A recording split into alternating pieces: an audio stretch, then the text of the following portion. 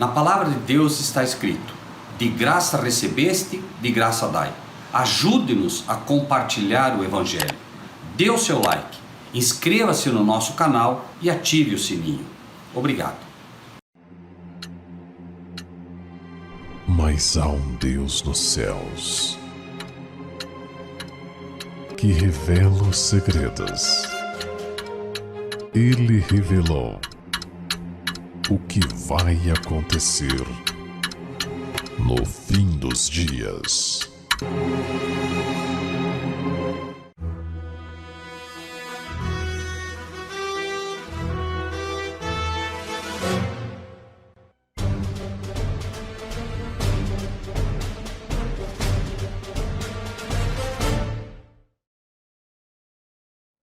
Parágrafo 25 da encíclica.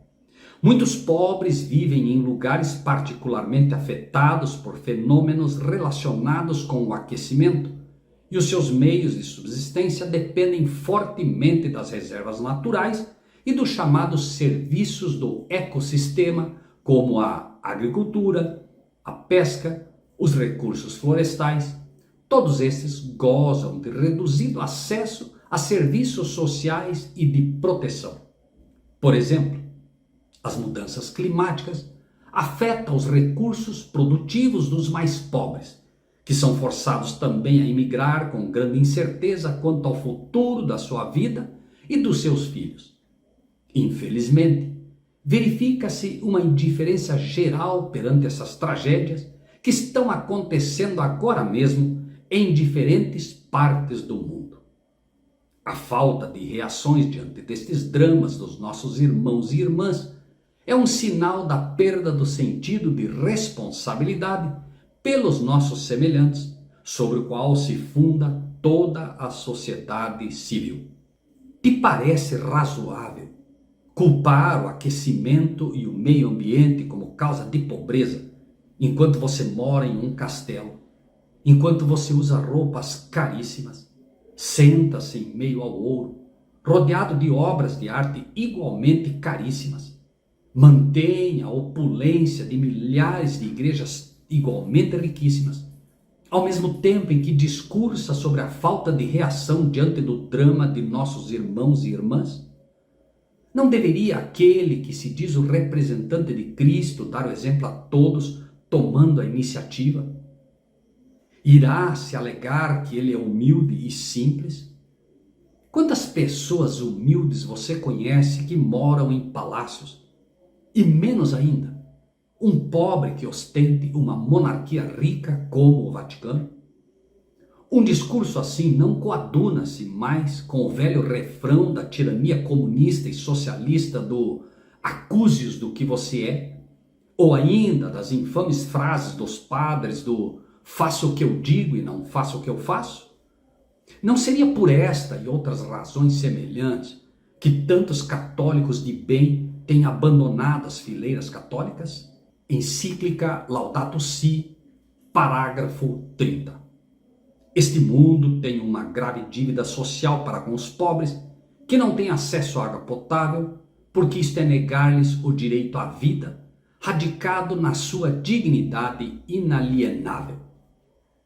Sim, este mundo tem uma grave dívida social com os pobres, mas não tão grande quanto tem a igreja esta dívida para com os pobres e outrora ricos de inúmeras nações, por pois mais de 1000 anos, através da venda de indulgências e o abjeto reinado do terror, os cofres do Vaticano foram abarrotados, conforme nos mostra a história relatada no livro O Grande Conflito, entre outras. Longas peregrinações, atos de penitência, adoração de relíquias, ereção de igrejas, relicários e altares, bem como pagamento de grandes somas à igreja. Tudo isso e muitos atos semelhantes eram ordenados para aplacar a ira de Deus ou assegurar o seu favor, como se Deus fosse idêntico aos homens, encolerizando-se por ninharias ou apaziguando-se com donativos ou atos de penitência. O Grande Conflito, página 47. Ensinava-se também ao povo que pelo pagamento de dinheiro à igreja poderia livrar-se do pecado e igualmente libertar as almas de seus amigos falecidos, se esses amigos estivessem condenados às chamas atormentadoras. Por esses e outros meios, Roma abarrotou os cofres e sustentou a magnificência, o luxo e os vícios dos pretensos representantes daquele que não tinha onde reclinar a cabeça. Página 49. Tente calcular o prejuízo dado a populações inteiras sendo exploradas por mais de 1000 anos. Isso mesmo, mais de 1000 anos no que foi chamada de Idade das Trevas pelo domínio papal. Encíclica Laudato Si, parágrafo 30. Entretanto, nota-se um desperdício de água não só nos países desenvolvidos, mas também naqueles em vias de desenvolvimento que possuem grandes reservas. Página 10. Parágrafo 32. Encíclica Laudato Si. A perda de florestas e bosques implica simultaneamente a perda de espécies que poderiam constituir no futuro recursos extremamente importantes não só para a alimentação, mas também para a cura de doenças e vários serviços. Preste atenção.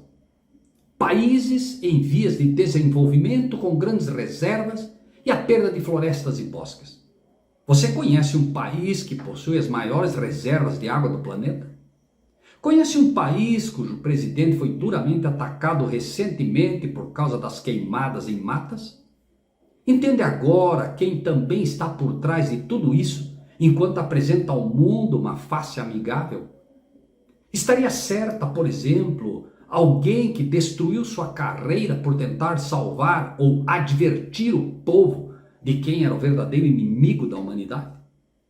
We have confidence in the victory of good over evil.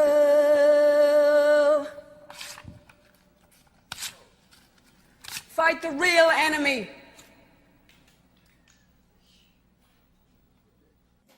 Laudato Si, parágrafo 37. Há lugares que requerem um cuidado particular pela sua enorme importância para o ecossistema mundial, ou que constituem significativas reservas de água, assegurando assim outras formas de vida. Parágrafo 38. Mencionemos, por exemplo, os pulmões do planeta repletos de biodiversidade que são a Amazônia e a Bacia Fluvial do Congo, ou os grandes lençóis freáticos e os glaciares. Alguma dúvida aqui quanto a em que país estão de olho?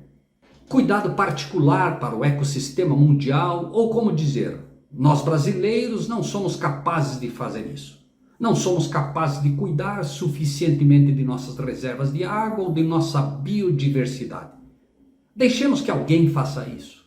Entreguemos nossa soberania a alguém que ensina que os pulmões do planeta são primeiramente a Amazônia, etc, etc.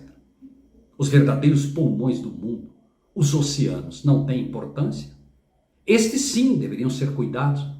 Mas que tipo de riquezas eles poderiam oferecer aos senhores do mundo? Laudato Si, parágrafo 47. Por isso, não deveria surpreender-nos o fato de, a par da oferta sufocante desses produtos, ir crescendo uma profunda e melancólica insatisfação nas relações interpessoais ou um nocivo isolamento. É curioso notar aqui que a encíclica fala de um nocivo isolamento, e já dantes a falta de reação em favor dos pobres, mas não se vê uma única vez, uma única voz papal a favor da liberdade de ir e vir. O discurso da encíclica não coaduna com a ação, pois a igreja, nas poucas vezes que se manifesta, o faz em apoio àqueles que de forma tirânica têm gritado: fique em casa, e a economia a gente vê depois. Milhares de empresários perderam suas empresas, acarretando milhões de desemprego, famílias perdendo seu sustento, empobrecendo ainda mais os já sofridos empregados, enquanto o Vaticano ou se exime ou apoia os mesmos que acarretaram estes absurdos. Laudato Si, parágrafo 66. As narrações da criação no livro de Gênesis contêm na sua linguagem simbólica e narrativa ensinamentos profundos sobre a existência humana e a sua realidade histórica. Não é por acaso que a encíclica ensina aqui que a narração da criação do livro de Gênesis é simbólica. Não poderá ensinar a verdade de que não há nada de simbólico ali, pois deve preparar o caminho para seu verdadeiro objetivo quanto a este assunto. Aguardemos mais à frente. Laudato Si, parágrafo 67. Por isso, Deus proíbe-nos toda a pretensão de posse absoluta. Nenhuma terra será vendida definitivamente, porque a terra pertence-me, e vós sois apenas estrangeiros e meus hóspedes. Levítico 25, 23. Com a sutileza própria que lhe é peculiar e obediente ao grande enganador, aos poucos, desvirtuando o evangelho de Deus e de Cristo, lança as bases da anarquia e derruba o direito à posse daqueles que, com o suor do seu rosto, conquistaram o direito de usufruir dos seus bens. Não por acaso a igreja apoia movimentos criminosos como o MST, que não reconhecem o direito à propriedade, pois no final, a política por eles implantada é a mesma defendida nos porões do Vaticano e na Idade das Trevas, onde as propriedades de milhares de homens e mulheres cristãos foram confiscados para seu próprio benefício, segundo alguns historiadores. Laudato Si, parágrafo 68. Nesta linha, o descanso do sétimo dia não é proposto só para o ser humano, mas para que descansem o teu boi e o teu jumento. Êxodo 23, 12. Laudato Si, 71. No sétimo dia, Deus descansou de todas as suas obras. Deus ordenou a Israel que cada sétimo dia devia ser celebrado como um dia de descanso, um Shabat. O sétimo dia aqui é mencionado e será um dos pilares para a construção deste novo governo mundial, usando de uma contrafação com aparência de santidade e cristianismo, porém erigida sobre os pilares ou princípios da antiga Torre de Babel, que levou Deus a condenar aquela geração má e adúltera. Laudato Si, parágrafo 75. A melhor maneira de colocar o ser humano no seu lugar e acabar com a sua pretensão de ser dominador absoluto da terra é voltar a propor a figura de um pai criador e único dono do mundo. Aos poucos, a verdadeira pretensão papal vai aparecendo, ainda que de forma sutil e imperceptível, à grande maioria das pessoas. Quem você acha que será esta figura de um pai criador e único dono do mundo? Não se engane. A história voltará a se repetir. Veja o que encontramos no livro A Grande Controvérsia, na página 50. Uma das principais doutrinas do romanismo é que o Papa é a cabeça visível da Igreja Universal de Cristo, investido de autoridade suprema sobre os bispos e pastores em todas as partes do mundo. Mais do que isto, tem-se dado ao Papa os próprios títulos da divindade. Tem sido intitulado Senhor Deus, o Papa, e foi declarado infalível. Lembre-se que Papa quer dizer Pai. No mesmo livro, encontramos o seguinte relato à página 58. Uma flagrante ilustração do caráter tirânico do Papa Gregório VII se nos apresenta no modo com que tratou o imperador alemão Henrique IV. Por haver tentado desprezar a autoridade do Papa, o Papa declarou a este excomungado e destronado.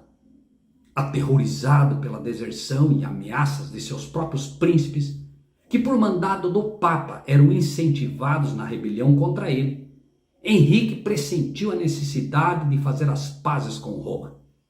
Chegando ao castelo para onde o Papa Gregório se retirara, foi conduzido, sem seus guardas, a um pátio externo, e ali, no rigoroso frio do inverno, com a cabeça descoberta, descalço e miseravelmente vestido, esperou a permissão do Papa a fim de ir à sua presença. O pontífice não se dignou de conceder-lhe o perdão, senão depois de haver ele permanecido 3 dias jejuando e fazendo confissão. E o Papa Gregório, envadecido com seu triunfo, jactava-se de que era seu dever abater o orgulho dos reis. Poderíamos dizer que isso tudo faz parte do passado e que a Igreja se arrependeu de todas estas e outras atrocidades cometidas. Mas não se engane, Roma não muda. Todas as heresias criadas na chamada época das trevas continuam aí.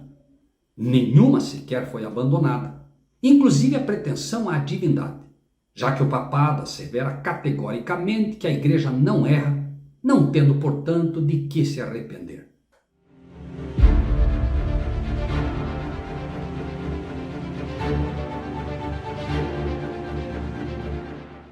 Em breve, mensagens como essa serão proibidas. Assim, se você não é inscrito no nosso canal, inscreva-se. Ajude-nos, inscreva seus amigos, convide-os para fazer parte deste canal.